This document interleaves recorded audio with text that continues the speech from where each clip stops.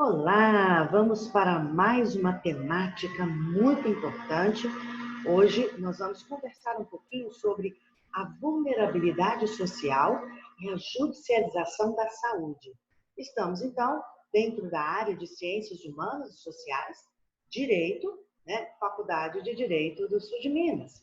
Meus queridos, eu apresento a vocês o meu orientador, porque esse trabalho é o resultado de um artigo produzido sob a orientação do professor Dr. Rafael Allen Ferreira, que também é coordenador de um grupo de pesquisa da Faculdade Direito e Democracia, do qual eu faço parte.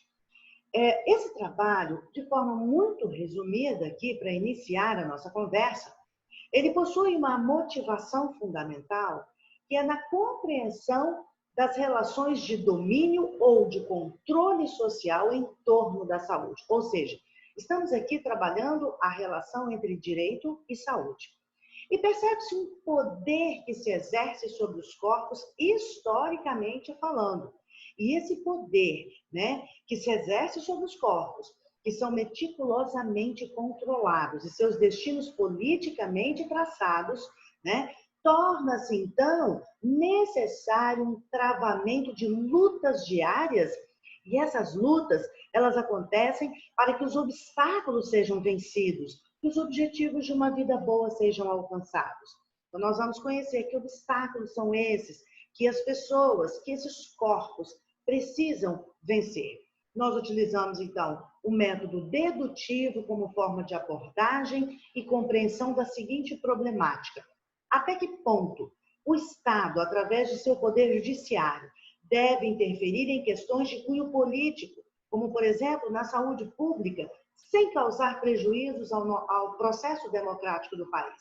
Então, há uma intervenção do judiciário que é limitada constitucionalmente, é necessária por provocação, exagerada por desvio democrático, e por isso nós buscamos, nesse artigo, conhecer ou analisar as consequências dessa intervenção para o Estado democrático de direito. Na parte introdutória do texto, nós vamos, então, buscar exatamente isso, conhecer essa atuação do Estado na realidade social. E vamos buscar, historicamente, partindo, então, do pensamento de Michel Foucault, do corpo supliciado e total domínio da individualidade ao domínio social. Então, nós partimos com essa base de leitura, Michel Foucault, Vigiar e Punir, e o que se percebe é um domínio do Estado sobre a vida, sobre a morte, sobre a vida. E buscamos o entendimento sobre a atuação dos soberanos da atualidade e a justaposição entre direito e saúde. E por que direito e saúde?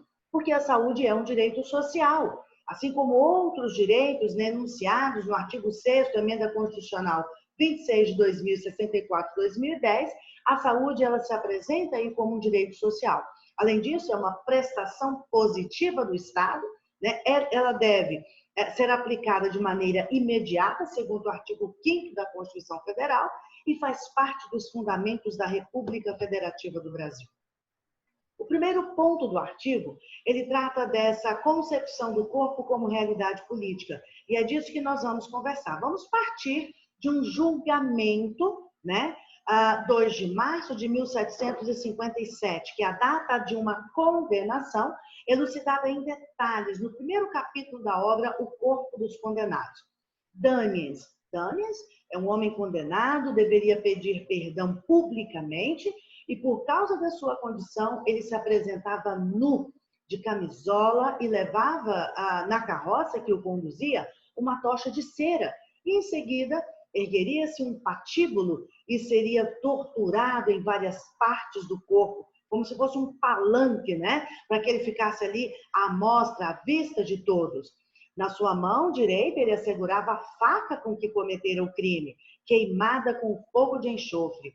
Nas partes do corpo, totalmente feridas pela tortura, seria então seria aplicado chumbo derretido, óleo fervente, piche em fogo, cera e enxofre, tudo derretido conjuntamente. Para completar a tortura e a força do exemplo, seu corpo seria então puxado por cavalos, né? Desmembrado por cavalos, depois consumidos ao fogo, tornados cinza e essas lançadas ao vento. Meus queridos, dores inexprimíveis e gritos por misericórdia. Só que esses gritos, eles são ouvidos atualmente quando as filas, elas se formam nos corredores dos hospitais, pacientes deitados ao chão, mortes sem atendimento, falta de médicos, ou pelo menos a má distribuição pelo país, né? Longa espera para marcar consultas em algumas circunstâncias, mensalidades altas dos planos de saúde, cobertura insuficiente, além de outros problemas importantes, como a falta de medicamentos para doenças graves. Então, o que se percebe é que as punições, elas deixaram de ser diretamente físicas. Agora, na atualidade, o Poder Judiciário, então, ele se fortalece. E ele se fortaleceu, por provocação ou não, ele interfere em questões que deveriam ser meramente políticas, e a sua última palavra em situações diversas, inclusive na saúde, né, indiretamente, leva a ideia de domínio dos corpos e da alma. Chega então, meus queridos, o século XVIII, e nós temos lá, historicamente, o despontar de um novo tempo na Europa e no mundo. Estamos aqui tratando da questão do fortalecimento, da mudança de pensamento, das formas, né, de julgamento, né, sobre os corpos. E no século XVIII nós temos a codificação dos corpos. Agora, a guilhotina, ela vai garantir uma morte instantânea. Não mais uma morte como aquela de Dames, né, exemplificativa, mas uma morte instantânea. Só que existem, queridos, formas explícitas de supressão da vida. Se a guilhotina, a partir do século XVIII, ela passou a suprimir a vida, hoje, a falta de políticas públicas e maiores investimentos na saúde suprime a qualidade de vida das pessoas. A falta de comida na mesa do brasileiro, a questão dos trabalhos clandestinos, trabalhos forçados em idade imprópria, prisões sexuais alimentadas pelas redes ilegais que aumentam a sua atuação através do tráfico de mulheres e drogas, né? Doenças sexualmente transmissíveis, né? Então, o resultado da ausência de serviços essenciais de responsabilidade do Estado são formas explícitas de supressão da vida. Estamos, então, diante de um novo poder de julgar. E, segundo Foucault, o corpo encontra-se diretamente mergulhado num campo político. Assim, o direito que o homem tem de manter o seu corpo saudável está influenciado pelo poder que está situado e exercido ao nível da vida. Então, veja, daquela vingança do soberano, né, à defesa da sociedade. E nesse jogo, o judiciário possui, em muitos casos, palavra definitiva.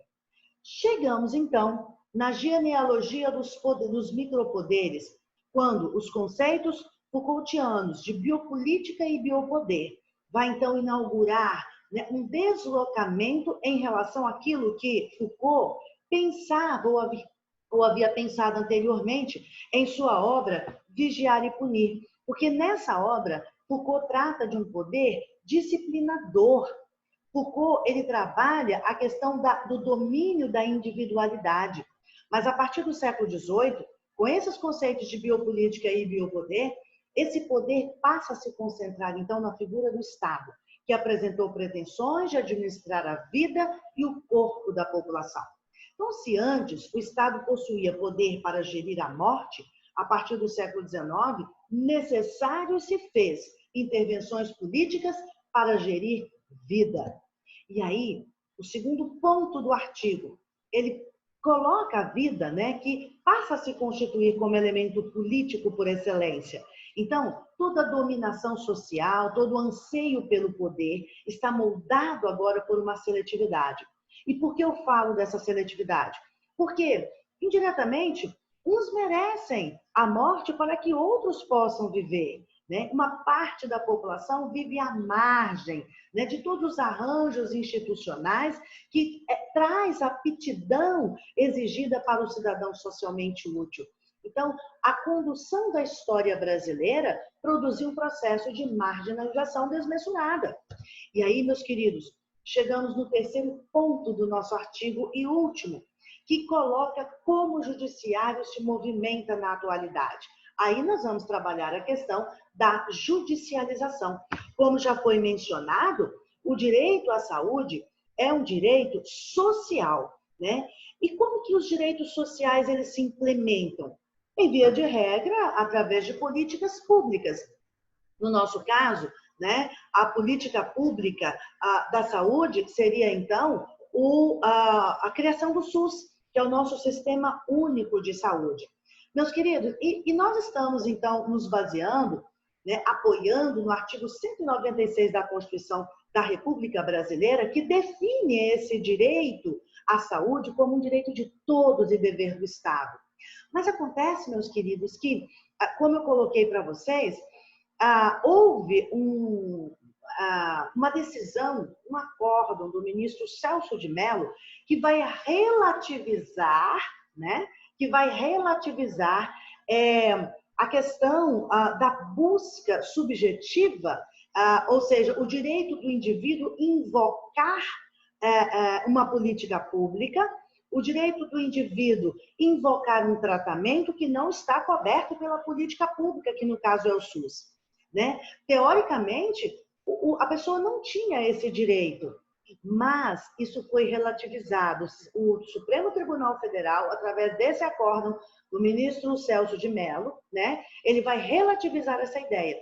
E por quê? Porque ele vai entender que a justiça ela deve ser trabalhada como um todo e vai arguir que a saúde é um direito social, mas que pelo menos em parte ela assegura direito subjetivo.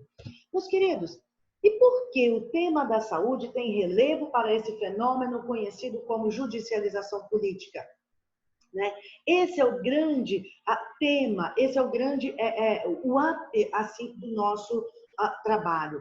Então, veja, o judiciário, mesmo ele se mostrando sensível às questões demandadas pelo direito fundamental à saúde, suas decisões não seriam interferências políticas e, mais precisamente, interferências no próprio orçamento da administração pública, porque quando o judiciário dá uma ordem e define que esse tratamento deve ser entregue ao sujeito, ele está, então, interferindo no orçamento público, né, o orçamento da administração pública. Teria o judiciário legitimidade para atuar no controle de políticas públicas? Não seria, então, legítimo a atuação do judiciário como fiscalizador? E, então, que ele levasse ao entendimento do porquê que aquelas políticas públicas não estão sendo realizadas? Porque, de repente, nós poderíamos estar diante de fatos de desvios, corrupção, né, má gestão dos recursos públicos. Então, essa base, essa busca, né, por consertar aquilo que é fundamental para que a política pública tenha sucesso, fica então no ar. Fica no ar. Então, as decisões elas acabam tendo um sentido assim de paliativo, né? Resolver provisoriamente, mas o grande problema talvez não seja resolvido. E aí, nessa perspectiva, ressalta-se o poder exercido sobre os corpos, né, de uma maneira diversa daquela apresentada por Foucault, mas no mesmo entendimento de que, ainda hoje, os corpos têm seus destinos politicamente traçados. Muito bem, eu agradeço, então, a presença de vocês, muito obrigada. Estamos juntos nessa reflexão, ou em grandes reflexões, né, na área do direito. Fiquem com Deus, grande abraço.